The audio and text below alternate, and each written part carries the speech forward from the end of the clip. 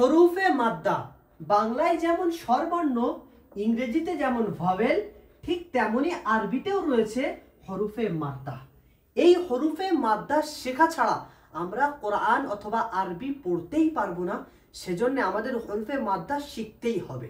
তো ভিডিও শুরু করার আগে অনুরোধ করব, আপনারা যদি অনলাইনের মাধ্যমে বাড়ি বসে স্বল্প সময়ের মধ্যে কোরআন শিখতে চান তাহলে দ্রুত কন্ট্যাক্ট করুন আমাদের হোয়াটসঅ্যাপে। তো চলুন ভিডিও শুরু করা যাক। প্রিয় দর্শক, আমরা পূর্বের ভিডিওতে অর্থাৎ পার্ট নাম্বার 7 পর্যন্ত শিখেছিলাম জবর, জের, পেশ, হারাকাতের বর্ণনা এবং তার গুরুত্বপূর্ণ আলোচনা ও ব্যবহার। এখন আমরা শিখব হরুফে মাদ্দা। হরুফে মাদ্দাকে শিখতে হলে, জানতে হলে আমাদের খেয়াল রাখতে হবে বাংলার স্বরবর্ণ। বাংলায় যেমন স্বরবর্ণ রয়েছে ওয়া, আ, হস্যই, দীর্ঘ, হস্য, দীর্ঘ, রি, এ, ওই, ও, ও। আবার ইংরেজিতে যেমন ভয়েল রয়েছে এ, ই, আই, ও, ইউ, ঠিক তেমনি আরবিতেও হরুফে মাদ্দা ব্যবহার হয়। সেগুলি হলো আলিফ, ওয়াও, ইয়া। এই হরুফে মাদ্দাকে পড়ার সময় খেয়াল রাখতে হবে এর পূর্বে জবর, জের, পেশ আসবেই। যেমন বাঁচতে হলে এই ধরের সাথে জান প্রয়োজন, ঠিক তেমনি এই আলিফ, ওয়াও, ইয়াকে হরুফে মাদ্দা রূপে পড়তে হলে এর সাথে জবর, জের, পেশ প্রয়োজন। তো জবর সবসময় আলিফের পূর্বে আসবে, তখন হবে হরুফে মাদ্দা। আর ওয়ের পূর্বে যখন পেশ আসবে আর ইয়ার পূর্বে যখন জের আসবে তখন হবে হরুফে মাদ্দা।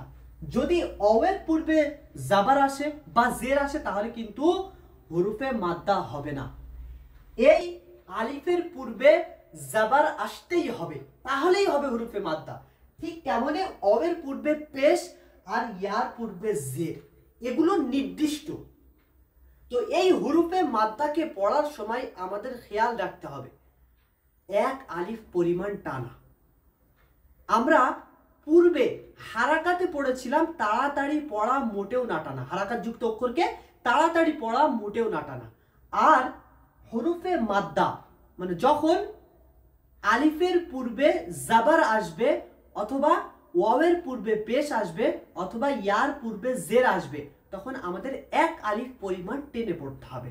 যেমন দেখুন, হারাকাত পড়েছিলাম বা, জবর, বা, কোনো রকম টেনে পড়িনি।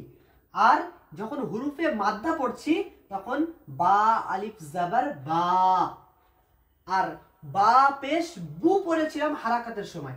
এখন যখন হুরুফে মাদ্দা পড়ছি বা, ওয়াও, পেশ, বু। ঠিক তেমনি জেরো, বা, জের, বি পড়েছিলাম, এখন পড়ছি বা, ইয়াজের, বি। এখানে মনে রাখতে হবে যখন আলিফের পূর্বে জবর চলে আসবে তখন হবে আলিফ মাদ্দা, আর ওয়াওয়ের পূর্বে পেশ চলে আসলে হবে ওয়াও মাদ্দা, আর ইয়ার পূর্বে জের চলে আসলে হবে ইয়া মাদ্দা। ইয়া মাদ্দা তাহলে কখন হয় বুঝতে পারলাম। তো এখন আমরা ইজরা শিখব। ইজরা বা, আলিফ, জবর, বা। আলিফ খালি, ডাইনে জবর, আলিফ মাদ্দা। আলিফ মাদ্দাকে এক আলিফ পরিমাণ টেনে পড়া বা, বা, ওয়াও, পেশ, বু। ওয়াও সাকিন, ডাইনে পেশ, ওয়াও মাদ্দা। ওয়াও মাদ্দাকে এক আলিফ পরিমাণ টেনে পড়া বা, ওয়াও, পেশ, বু। আর ইয়া সাকিন, ডাইনে জের, ইয়া মাদ্দা। ইয়া মাদ্দাকে এক আলিফ পরিমাণ টেনে পড়া বি। তো এই ছিল ইজরা। আজ এই পর্যন্ত শিখলাম।